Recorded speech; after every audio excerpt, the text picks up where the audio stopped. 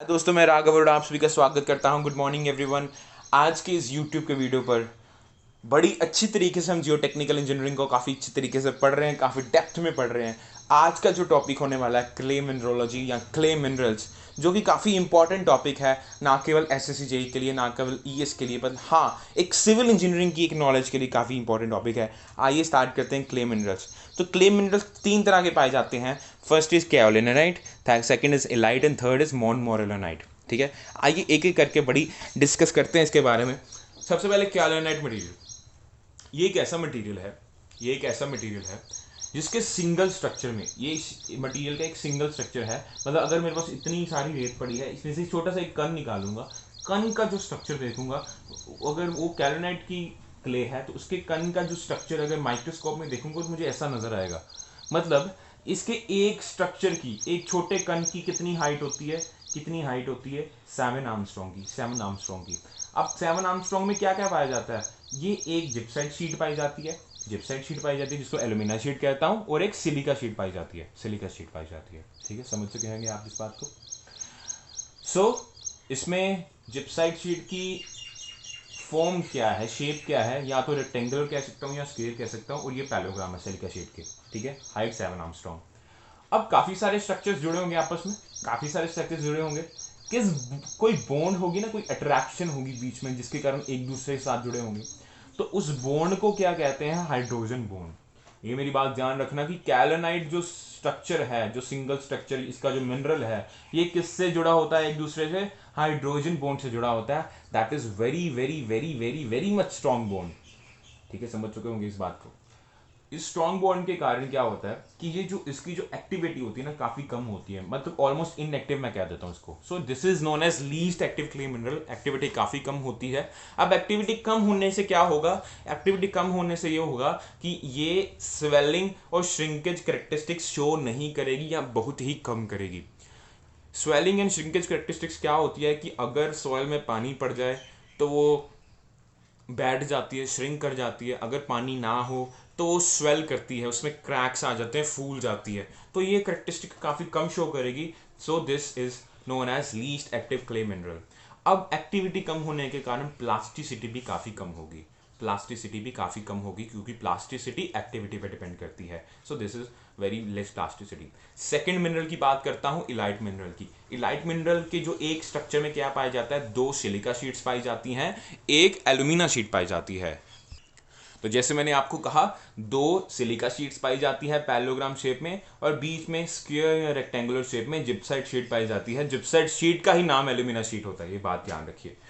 एक स्ट्रक्चर की हाइट कितनी है? 10 आर्मस्ट्रॉन्ग। एक स्ट्रक्चर की हाइट कितनी है? 10 आर्मस्ट्रॉन्ग। अब ये सारे स्ट्रक्चर्स कैसे आपस में जुड़े होते हैं? किस बॉन्ड से जुड़े होते हैं? आयोनिक बॉन्ड से। बेसिकली के प्लस बॉन्ड होती है, पोटेशियम आयन की आयोनिक बॉन्ड होती है। तो ये ध्यान को रखना कि आयोनिक बॉन्ड से जुड़े होते हैं, जो कि हाइड्रोजन बॉन्ड से काफी कम स्ट्रॉन्ग होती है, मतलब वीक होती है। So ionic bond is weaker than hydrogen bond. अब इसकी बॉन्ड थोड़ी सी वीकर है, जिसके कारण क्या होगा? इसकी एक्टिविटी मीडियम हो जाएगी।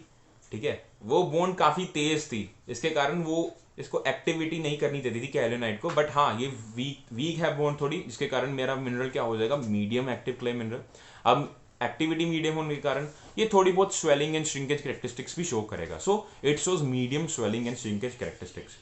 अब एक्टिविटी मीडियम होने के कारण जो मेरी प्लास्टिसिटी होगी वो भी मीडियम होगी, क्योंकि वो डिपेंड किस पे करती है? एक्टिविटी पे। बात समझ चुके आप? अगले मिनरल की बात करते हैं, तीसरा एंड लास्ट, जिसको आपने बहुत बार सुना है, ओरिजिन ऑफ सॉइल में सुना होगा कि ब्लैक कॉटन सॉइल में कौन सा मटेरियल पाया जाता है? मोनमोरेलोनाइट। बेंटोनाइट में कौन सा पाया जाता है? मोनमोरेलोनाइट। अब है क्या ये इसमें भी 2 सिलिका शीट्स और एल्यूमिना शीट्स पाई जाती हैं। जैसे इलाइट में पाई जाती है ना 2 सिलिका शीट्स पैलोग्राम शेप में और एक जिप्साइड शीट या एल्यूमिनियम शीट। इसमें भी सेम स्ट्रक्चर है, इसमें भी सेम हाइट है 10 आर्मस्ट्रॉन्ग, बट बॉन्ड पे डिफेक्ट, मेन इफेक्ट है बॉन्ड का। वाटर बॉन्ड पाई जाती है, सबसे वीकेस्ट बॉन्ड है वाटर बॉन्ड, सबसे वीकेस्ट बॉन्ड है, जिसके कारण ये एक्टिविटी में सबसे आगे है। This is known as highly active clay mineral, जिसके कारण प्लास्टिसिटी भी हाई होती है। अब इसका क्या मतलब है मोनमोरेलोनाइट का? अगर ब्लैक कॉटन सॉइल मेरे सामने पड़ी हो, मुझे पता मोनमोरेलोनाइट है, तो ये सबसे ज्यादा swelling and shrinkage characteristics show करेगा, सबसे ज्यादा swelling and shrinkage characteristics show करेगा। थोड़े से कंपैरिजन्स हैं, इसको समझाऊंगा। मान लीजिए मैंने कैलोनाइट को 1 कहा, इलाइट को 2 कहा, मोनमोरनाइट को 3 कहा। सबसे ज़्यादा बॉन्ड स्ट्रेंथ किस में होगी यार? बॉन्ड स्ट्रेंथ किस में होगी? सबसे तेज बॉन्ड कौन सी है? हाइड्रोजन बॉन्ड, जो कि कैलोनाइट में पाई जाती है। So 1 is greater, second is less greater than 1 and third is, so ये होगा 3 to 1, सबसे बड़ा 1 बॉन्ड स्ट्रेंथ में, क्योंकि इसमें हाइड्रोजन बॉन्ड पाई जाती है। एक्टिविटी या स्वेलिंग एंड श्रिंकेज कैरेक्टरिस्टिक्स की बात करूंगा, सबसे ज्यादा किसमें पाई जाती है? तो एक्टिव हाईएस्ट एक्टिव मटेरियल कौन सा? मेरा मोनमोरनाइट 3 सबसे बड़ा है, 2 से छोटा, 1 से छोटा। प्लास्टिसिटी कहाँ होती है? जहाँ एक्टिविटी ज़्यादा होगी वहीं प्लास्टिसिटी ज़्यादा होगी। तो एक्टिविटी कहाँ का ज़्यादा है? मोनमोरनाइट में। सब प्लास्टिसिटी भी मोनमोरनाइट में सबसे ज़्यादा होगी। ग्रेन साइज की बात करूंगा। अब ग्रेन साइज को समझने के लिए, ग्रेन साइज एक ऐसा साइज है, ग्रेन साइज वो नहीं है जो मैंने आपको बताया 10 आर्मस्ट्रॉन्ग या वो चीज़ नहीं थी, वो एक्चुअली थी, वो हाइट थी एक स्ट्रक्चर की। ग्रेन साइज होता है कि जो एक पूरे ग्रेन का जो साइज हो, पूरे जो ग्रेन का साइज हो, पूरे ग्रेन का, सोइल की ग्रेन का साइज हो। हाँ ठीक है। अब इस ग्रेन में अगर ग्रेन को माइक्रोस्कोप से देखेंगे तब आपको काफ़ी स्ट्रक्चर्स नजर आएंगे। इस ग्रेन में स्ट्रक्चर्स जुड़े होते हैं आपस में। तो ग्रेन का साइज किसका सबसे ज़्यादा होगा? किसका सबसे ज़्यादा होगा? तो कहते हैं कि अगर प्लास्टिसिटी ज़्यादा होगी ना, अगर प्लास्टिसिटी ज़्यादा होगी तो ग्रेन साइज छोटा होगा। ये एक प्रिंसिपल है। अगर प्लास्टिसिटी ज़्यादा होगी तो ग्रेन साइज छोटा होगा। तो सबसे कम प्लास्टिसिटी पहले में है कैलोनाइट में, इसके कारण इसका सबसे बड़ा ग्रेन साइज होगा 1 2 3।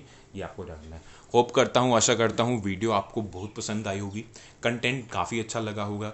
अगर आपको ऐसे ही अच्छे कंटेंट चाहिए तो लाइक कीजिए, सब्सक्राइब कीजिए, शेयर कीजिए।